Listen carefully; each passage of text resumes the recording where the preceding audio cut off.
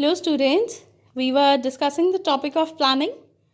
So before proceeding on the topic, let me introduce to a very famous company named as GMC Projects.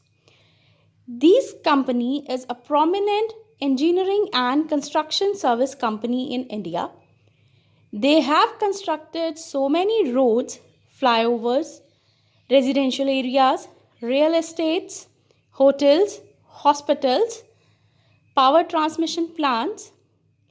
They have a command over firefighting equipment in big buildings.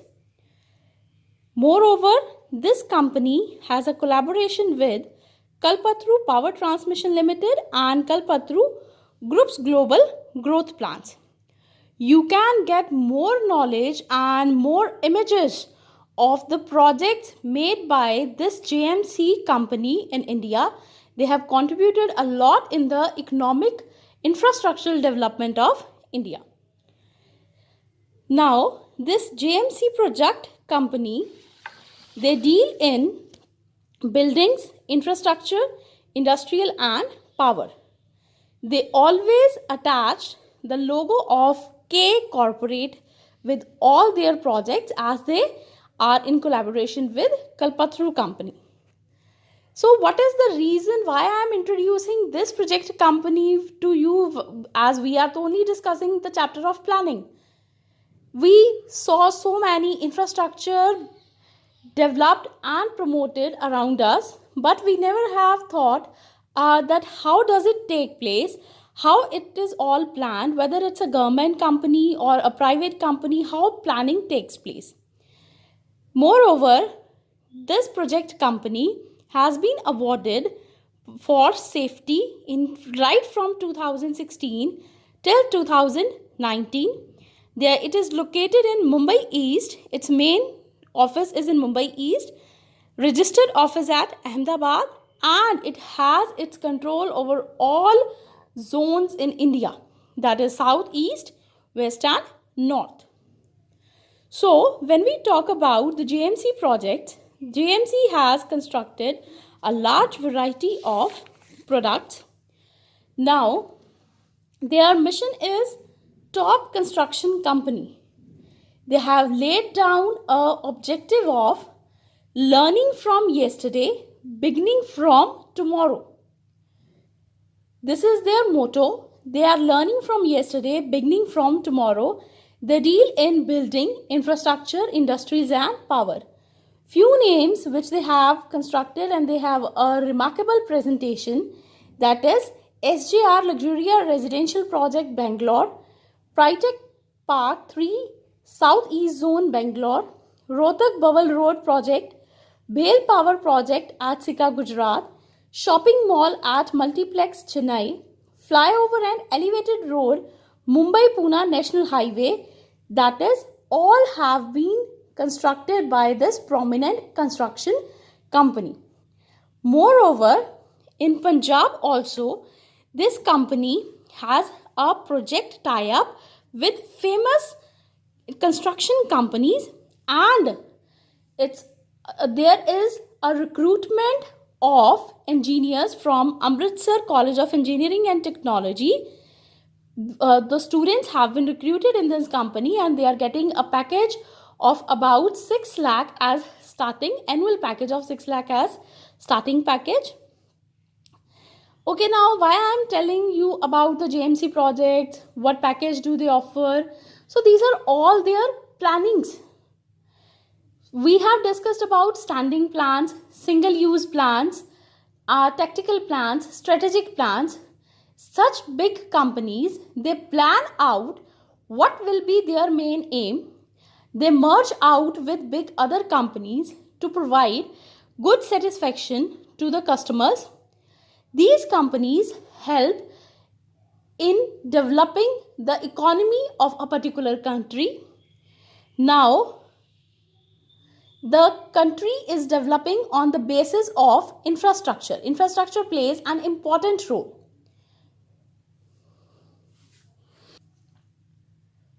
So, while discussing about the planning of such construction companies, first of all, these companies send quotations to the government or to the private holders who are in an approach of offering such a construction in a particular area.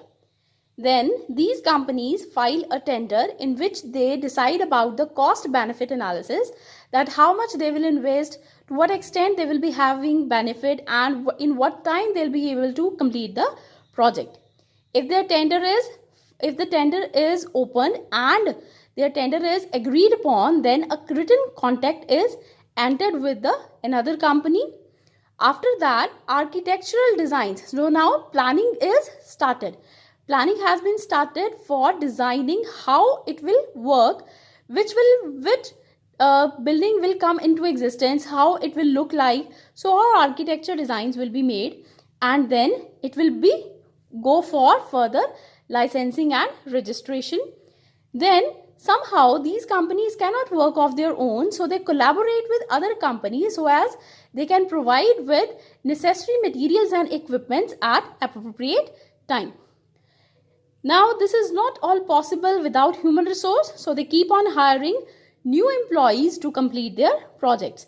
And most important is funding. Yes, they create or they borrow funds from banks, from other financing companies to start up with the projects. And these funds help them in arranging the availability of material, the whatever material they require to start with the infrastructure projects. So we are discussing about the planning of different companies. It's a big company which is dealing in a large variety of infrastructure projects all over India. You can explore more information about this company and add in your notes. So today we are going to make different plans. Now all of you know what is planning. So let us formulate or frame a new plan. How can we formulate a new plan? By thinking only. And planning needs your creativity also. Okay, you all read about the books they are publishing, and you must have noticed that a series of books come in market and people are very fond of reading stories in a series of books where a story is continued in different successive editions. So those who are planning a book series, they must be thinking about the different types of plans. Not a single plan can make their book series publishing successful. So when they plan about such a book series, what do they do? First of all, let us take an example. Suppose it's a story and it is published in a series. So you can see here, first of all, there is a standing plan, then single use plan, then contingency, tactical plans, strategic plans, short-term and long-term plans, operational plans, formal and informal plans, proactive and reactive plans. Okay, coming back to the example, just tell me class, if we continue with our creativity of planning of a book series, what could be their standing plan? First of all, choose the right story concept. Standing plan is a plan which is used again and again. So they have used that story concept in all their publishings. Then next is single use plan. An example is plan the end ahead. The one who is publishing a book series, he is making a single use plan. He is planning the end. That is, once an end is planned, he will not be able to change it again and again. Next one is contingency plan. Contingency is a situation which may or may not arise. So what is he doing? He is understanding his world. That is, knowing about the historical facts about the story which he is going to add in the book. If that story is based on certain facts, the publisher who is writing, the author who is making that story, he must know the historical facts which is to be covered in the story. Next is tactical plan. An example is master the middle. Master the middle is that bringing the story into recapitulation again and again in all series and to make your characters centralize as the host one. Then the next is strategic plan. Strategic plan is to compete with your competitors. So that is time it perfectly. It doesn't mean that once a book has been started and it takes about a decade to complete. It must be done in time. Otherwise, the other publishers, the other authors, they'll get their book and get it sold in the market easily. Next is short-term plan. Short-term plan is keep growing the characters. Now, to create interest of the reader in every series he published, he has to add a character, and that character should be one who is appealing enough. Now, after short-term plan, there is a long-term plan. So the one who is planning about a book series, he is planning that stretching the story into multiple books so that the demand of his books must be in great. He is stretching the story into multiple books. After this, the next plan is formal plan. Formal is made by top authority. Now what are they planning? Decide on the plot structure. Plot structure is events. That to publish the book in a particular event, or in other sense we can also say to add certain situations or events in your story. Next is operational plan. Operational plan, here it is creating loose ends.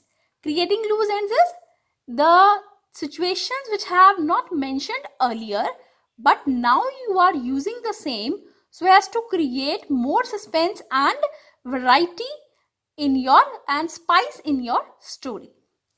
Then the next is proactive plan. Proactive plan, that is, don't regurgitate the same story. Regurgitate means like we swallow the food and we bring back the same swallowed food to our mouth. So the book series planner must not plan the same story concepts again and again in the series. Okay, now by this example, it is clear what are the different types of plans. So students, now we have discussed about the different types of plan. Hope the types of plan is clear to you with the help of an example. Okay, there is a saying, if the plan does not work, change the plan, not the goal. If plan A didn't work, the alphabet has 25 more letters. So we have to keep our planning in succession. We keep on changing the plans, but we do not divert the plans and we can't change our goal. If plan A fails, go for plan B, C and further, but we cannot be diverted from our objective. So while talking about the types of plan, very first plan is a standing plan. Let us discuss all these plans in detail, as these plans have sub-plans also or sub-categories too. First of all, the standing plans. So when you study about the standing plans, do refer the given link for more clarity of the concept. Also, read from page 189 till 192 and have thorough explanation of the topic. It will make your concept more clear. So what are standing plans? Standing plans are the plans which are used again and again. They need not to be formulated again and again, but executed many times. They are multi-use plans. They are used many times in business. They are ensuring internal operations. Generally, the standing plans are revolving around the internal working environment, and they can be modified also. They can be changed according to the demand and according to the need of the hour. So these standing plans, they are of different types also.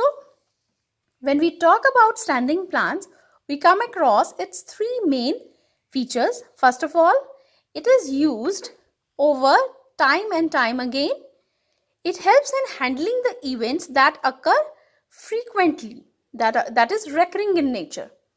And these using again and again need not to plan time and again, and it saves your time. For example, planning for employee interaction. Planning policy for employee interaction, that the organization is framing a policy to interact with an employee. Other is emergency operations procedures in the event of a company-wide disaster. Okay, these days we all are facing a pandemic, and we all know it somehow that after it is over, then there will be a great economic depression. Many companies have to do labor turnover because they will not be in a position to survive the same as they were before. So it's an emergency operation.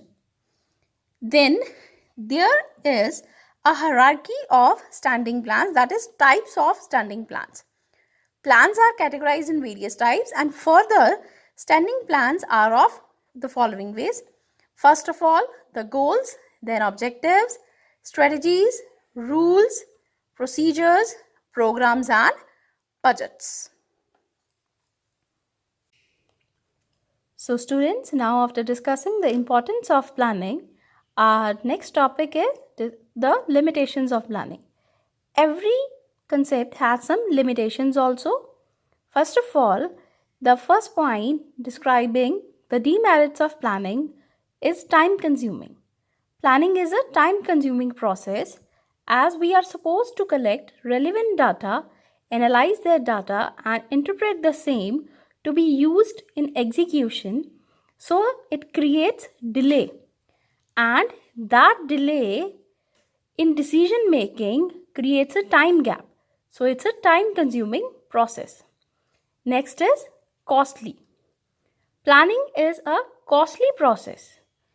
Okay, these days you must have heard in news that government is creating temporary hospitals in army mess or in aeroplanes itself, and in areas which were used for some other purpose also. But it is costly. Government is planning to prevent the spread of COVID-19 patients and to treat them if the spread is more than now. Then it's a costly process. Then next is rigidness. Planning brings rigidity because there is a tendency to strictly follow the plans. People get diverted from the main goals. Planning get discouraged due to fear of criticism. Sometimes people are not able to plan because they are in a fear of being criticized. Next is gap between plans and achievement. Gap between plans and achievement. Okay, now you must have visited malls. Sometimes you visit malls and you saw there that coloring competition for kids, dance competition is organized in malls. And those who enter there, they randomly go and get participated in it. But the one who is organizing the same, they planned it in advance. But there is a gap between its planning and its achievement. Suppose if on that day there is not that much crowd as required by the planner, then what happened? He is not able to execute it properly. Next is problem for technical change. Okay, we know that earlier in schools only manual methods or blackboards and books copies, they are used to teach students. These days we use smart schools, we use smart classes, we use certain apps to teach students, and moreover these days we are going for online classes also. So planning is resistance for the changes. Planning once planned, but it creates problem if there is a technical change. Now the next is interdepartmental rivalries. If we go for an organization where there are a number of departments and numerous functions to be performed, then the departments have to be very alert regarding the execution of basic plan and the derivative plans. So a problem, a rivalry arise when every department follows its own plan. So another limitation is paperwork. Planning involves a lot of paperwork. It involves so much paperwork that you have to continue with the same. You keep on planning on pages, and as we all know, it's not eco-friendly. Then it causes frustration. Sometimes thinking beyond your expectations and having more creativity, being initiative in bringing new ideas causes frustration in the minds of a planner. Dangers of over and under targeting. Planning must be flexible. It must be updated time to time. But if it is over and under targeted, means if you are not able to fulfill your plans in time, or you have achieved your goals before time, then there is a problem. Then that plan is not a successful plan even if it is completed before time, because you have to plan again. So these were the limitations of planning. Now, after the limitations, you have to discuss certain questions which you have to write in your notebooks. First of all, the nature of planning. Why is planning required? What are the requisites of planning? Criticize planning on the basis of an organization. Do refer the given link for better clarity of your concepts. Make your notes properly. Thank you.